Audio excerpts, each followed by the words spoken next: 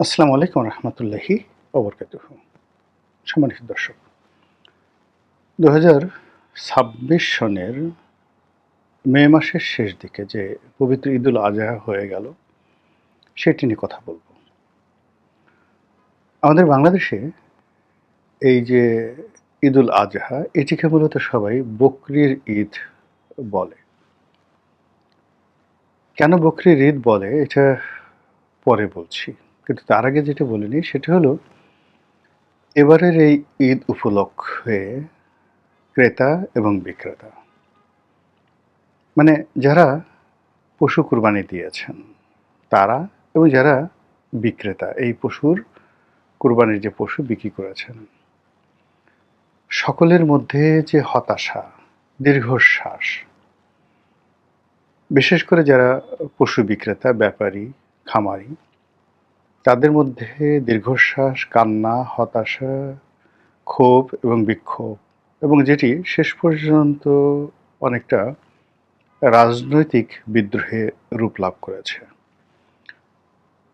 পশুর হাট থেকে অনেক বিক্রেতা বলেছে যে আগেই ভালো ছিলাম,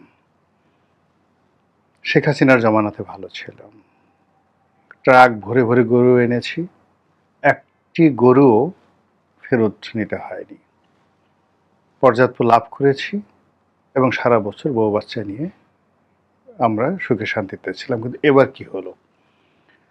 এরকম কথাবার্তার পাশাপাশি অনেকে অঝরে কেঁদেছেন। অঝরে কেঁদেছেন 2 লক্ষ টাকার গরু যার খরচ গেছে, সেই গরু গাবতলী বাজারে এনে বা অন্য কোনো বাজারে এনে 1 লক্ষ টাকা লোকসান দিয়েও তারা ক্রেতা খুঁজে পাননি। এখন এই গরু আনতে তার কম করে হলেও 20,000 টাকা খরচ গেছে। 10 দিন, 12 দিন বা 7-8 দিন তারা এই শহরে ছিল গরু বিক্রির জন্য। এতে তাদের আরও 5-10 হাজার টাকা খরচ গেছে। আবার এই গরু ট্রাকে করে দেশে তারা কিভাবে নেব, এই অর্থ তাদের কাছে নেই। হয়তো তারা কোনো একটা ট্রাক ভাড়া করবে, এরপর দেশে গিয়ে কোনো মহাজনের কাছ থেকে ঋণ নিয়ে এই ট্রাক ভাড়া পরিশোধ করবে। এখনকার গরু, কারো যদি 10টা-12টা গরু থাকে, সেই গরুকে নিয়মিতভাবে পশু খাদ্য খাওয়াতে হয়। এটি ব্যয়বহুল।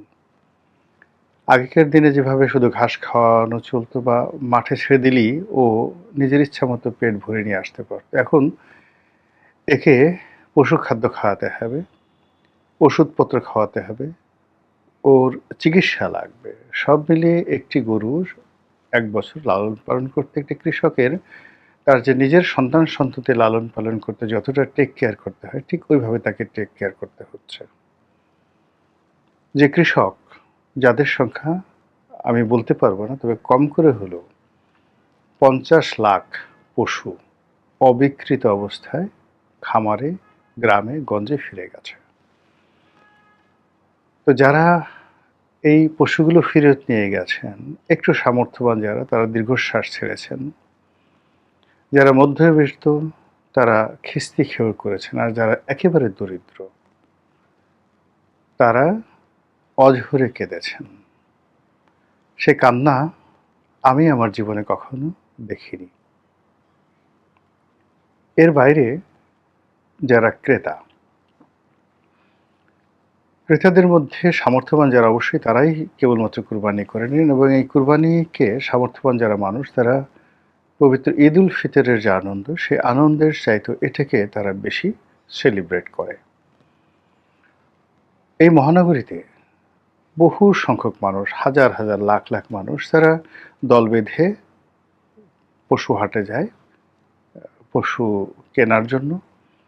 তারপরে পশুর শরীরে বা গলায় মালা দিয়ে সদল বলে নাচতে নাচতে সারাটা পথ আসে। মানুষজন জিজ্ঞাসা করে কত টাকা হলো, দাম কত হলো, আর তারা বলতে বলতে একেবারে অস্থির হয়ে যায়।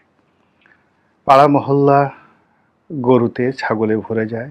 মানুষজন দেখতে আসে কোন ভদ্রলোক বা কোন ধনী ব্যক্তি কি গরু কিনলেন, কত বড় গরু কিনলেন। এটা নিয়ে মোটামুটি 1 সপ্তাহ সারা বাংলাদেশ মোটামুটি যাকে বলা হয় সরগরম থাকে। এবার এরকম দৃশ্য কেউ দেখেনি। আমি যে এলাকাতে থাকি, রাজধানীর যে এলাকাগুলোতে থাকি, অফিস করি বা যে পথে যাতায়াত করি, আমার এই রাজধানীর বসবাসের যে প্রায় ৪ যুগ ৪০ বছর ধরে আমি এখানে বসবাস করছি নাগরিক হিসেবে। এই ৪০ বছরের মধ্যে আমি এই কুরবানির হাটকে যেভাবে দেখেছি, কুরবানির পশুর ক্রয় বিক্রয় যেভাবে দেখেছি, কুরবানির উৎসবকে যেভাবে দেখেছি, এবছর মনে হলো যে রীতিমতো পুরো প্রক্রিয়ার উপর একটা বজ্রপাত হয়েছে। যারা ক্রেতা তারা আগের মতো কিনতে পারেননি। তাদের বাজেট অর্ধেক কমাতে হয়েছে। অনেকে যারা গত ২০ বছর যাবৎ নিয়মিত কুরবানি দিয়েছেন, তারা অনেকে এবছর কুরবানি দিতে পারেননি।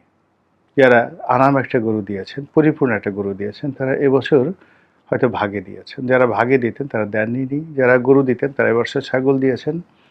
যারা ছাগল দিতেন অনেকে ছাগলও কুরবানি দেননি। আমার ঢাকার যে সাভারে একটা এলাকাতে আমি গেলাম। গত বছরের কুরবানির সময়টাতে আমি সেখানে ছিলাম। তো সেটি বাংলাদেশের প্রেক্ষাপটে একটি উচ্চ মধ্যবিত্তের এলাকা।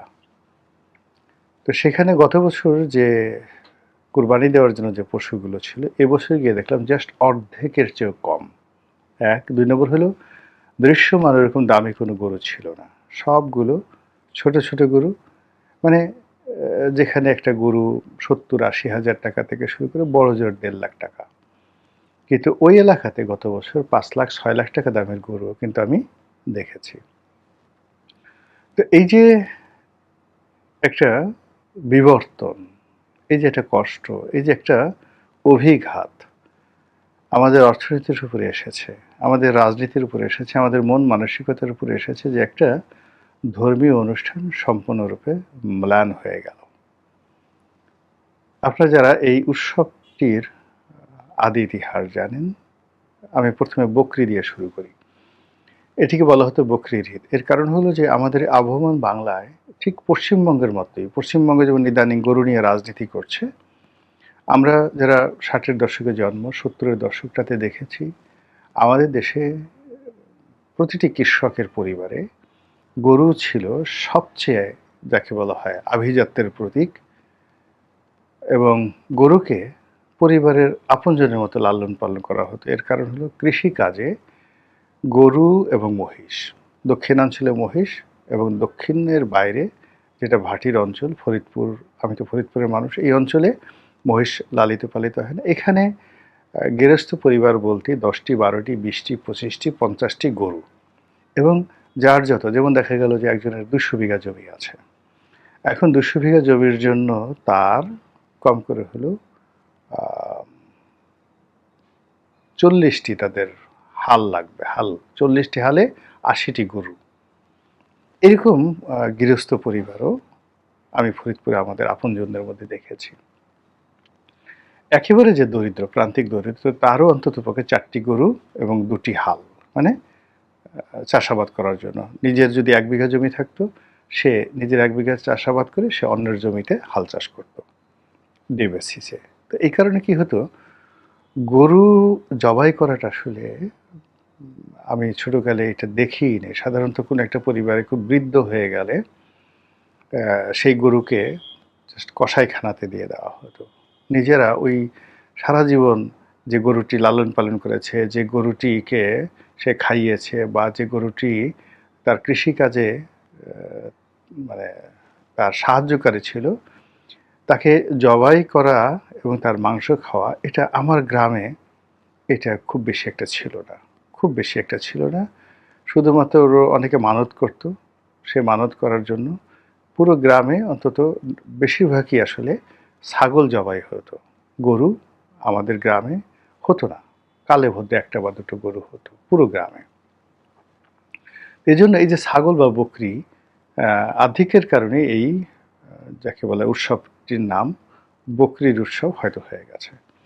তো কৃষিতে বিবর্তন ঘটেছে। এখন আর মহিষ দিয়ে বা গরু দিয়ে হাল চাষ হয় না। এখন সেখানে ট্রাক্টর চলে এসেছে, আধুনিক যন্ত্রপাতি চলে এসেছে। ফলে গরু কেবলই মাত্র এখন কুরবানির জন্য, মাংসের জন্য খামার ভিত্তিতে এটি লালিত পালিত হয়।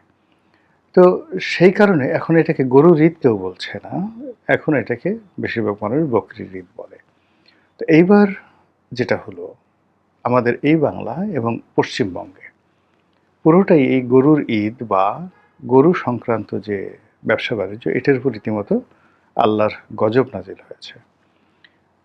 পশ্চিমবাংলায় হয়েছে রাজনৈতিক কারণে, সেখানে শুভেন্দু এসছে এবং শুভেন্দু আসার পর সে গরু কুরবানি নিষিদ্ধ করে ফেলেছে।